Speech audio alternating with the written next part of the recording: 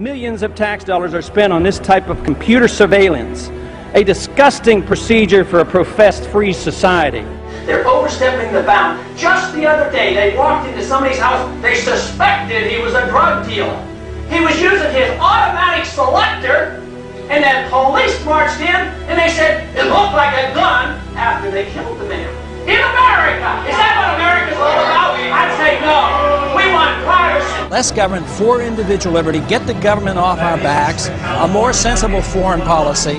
I'm very disappointed that so far in this Congress we have not yet seen any sincere effort to cut any spending. There's something wrong here that could and should be adjusted with decreased spending, not raising taxes, and not further robbing the Social Security Trust Fund. The more we threat, the more we intimidate, the more we want to bomb people, the more we're leading into another fiasco like Vietnam. We trade with Vietnam now. That's a much better way than trying to impose our will on Vietnam by going over there and dropping bombs. So I would say that this just points out again that we have a very, very poor foreign policy in the Middle East. I wish the Congress would address the unconstitutionality of presidents waging war. That, to me, is a lot more serious than Monica Lewinsky, let me tell you.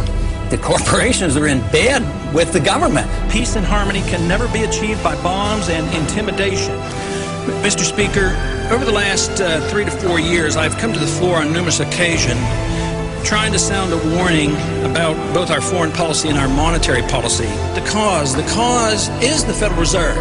The cause is the problem is the Federal Reserve has been granted authority that is unconstitutional to go and counterfeit money. And until we recognize that and deal with that, we will continue to have financial problems. I do not see any reason whatsoever to take young men and young women and send them 6,000 miles off to a land to attack a country that has not committed any aggression against this country. War is not popular. People get killed and body bags end up coming back. I don't want anybody's legs shot off for some reason that is not justified, and it's not a declared war. I think that should be the litmus test of everybody in this country and everybody over on the Hill, too. If this war is worth fighting, are you willing to go and lose your legs, lose your life, or send your kids or send your grandkids? Will our country become freer, richer, safer, and more peaceful? Or will we continue to suffer from lost civil liberties, a stagnant economy, terrorist threats, and an expanding war in the Middle East and Central Asia? Is it not possible that George Washington's admonition to avoid entangling alliances is sound advice even today? Both candidates supported the war in Iraq and the continuation of it. Both supported the Patriot Act and its controversial attack on personal privacy.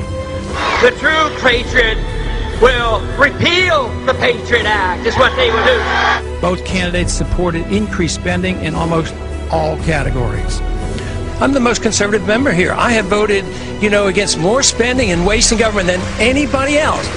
Freedom, prosperity, and peace. Just come home. We just marched in. We can just come home.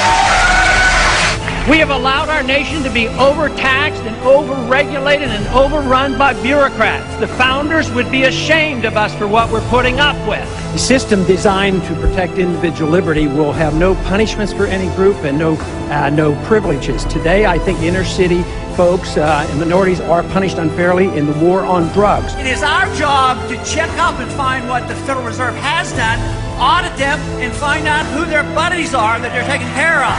It's trillions of dollars we're spending on these wars. President